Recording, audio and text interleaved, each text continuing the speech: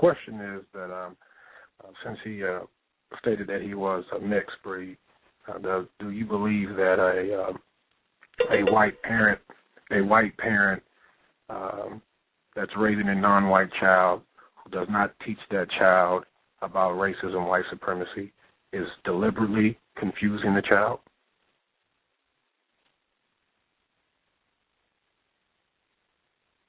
Absolutely. In the same way that I would argue that if they don't teach their child, or that anyone who doesn't teach their child about white supremacy or capitalism or colonialism and imperialism is doing their child a disservice. So, I mean, that kind of goes back, Gus, to something that you said a few minutes ago. And this is sort of all I mean. If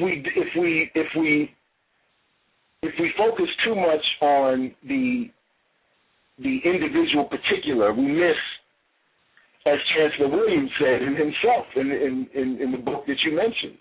He says himself, if you look too narrowly at a situation, you miss the overriding, more important grand narrative or trend. That was his entire point about taking a myopic look at history.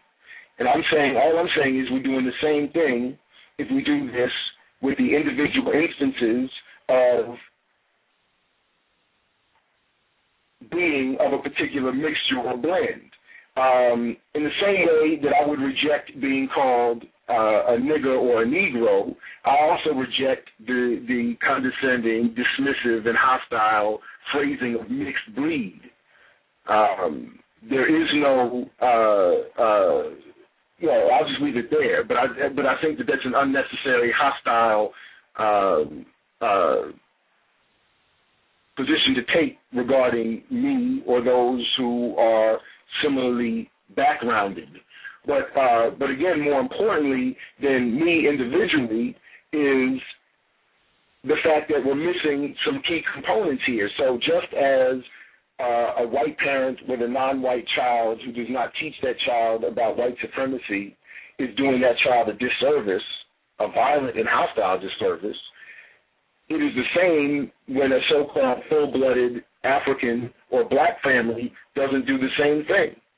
And the same way that, and this is the point I was getting at, I'm sorry I'm taking so long with this, but Gus, you mentioned a moment ago the tendency, you note, of those of us of this particular mixture to be confused without, I think, making the important connection that most of us in general are confused. There's nothing biological to blackness that automatically makes black people less confused. In fact, this is why Chancellor Williams was writing the book. He wasn't writing his book, and others like him weren't writing those books specifically targeting so-called mixed breeds to condition us out of our anti-African hostility. He was writing those books, and those like him were writing those books to explain to African people the nature of the system that they are in, that they have themselves not been taught by their own families and institutions and communities. So again, there is, so that's all it is. And I don't, again, I'm not used to and I'm not comfortable with putting in a position where I'm at all defending white people or white supremacy.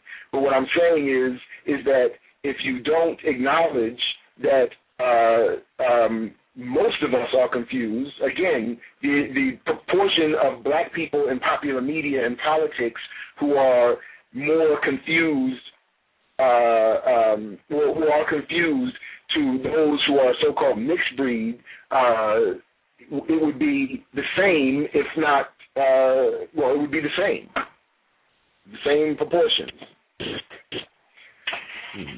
I'm going to get the next caller, but I do agree. I think I say that pretty consistently on this program that all non-white people are thoroughly confused about racism, white supremacy, including myself.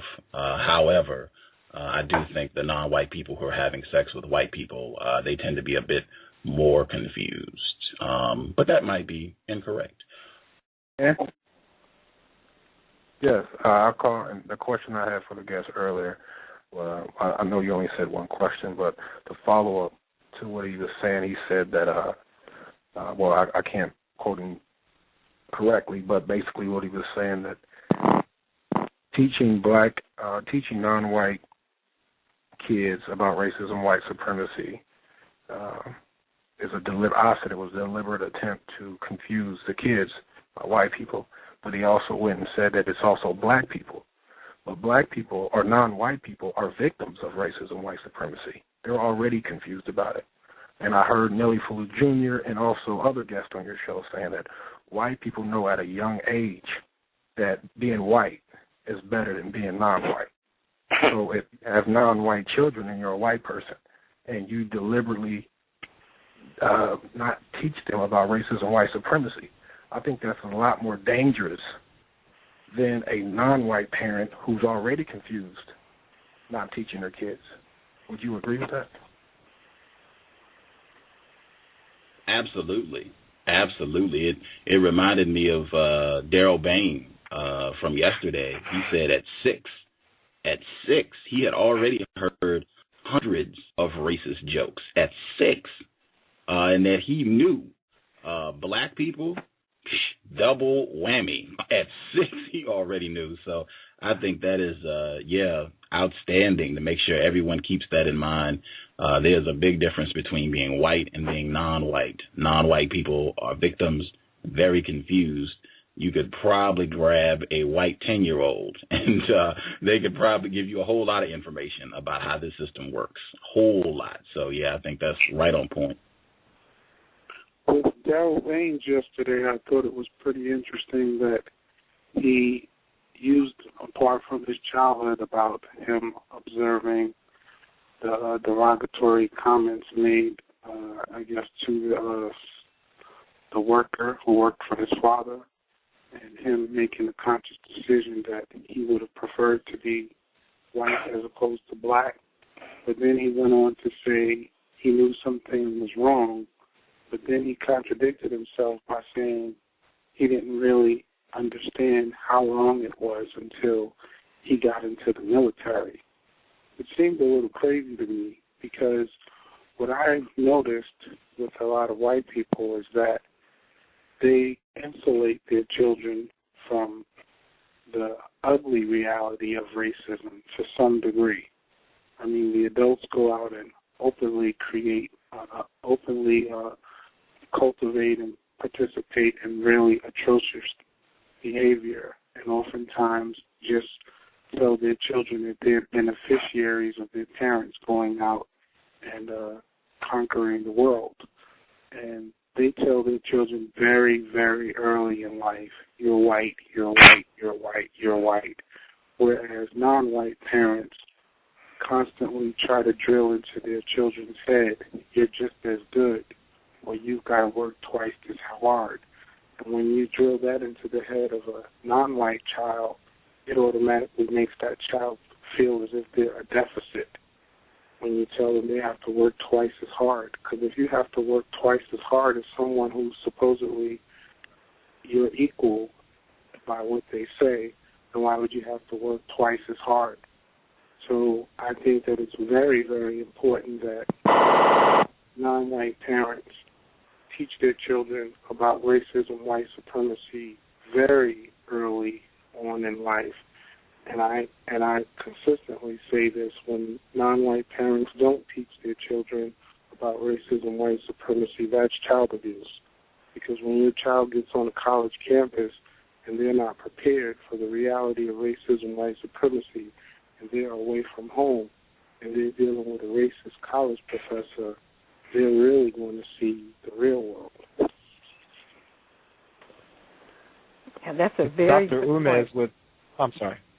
No, I was just saying that was a good point about teaching your children so that they don't come onto the world unprepared.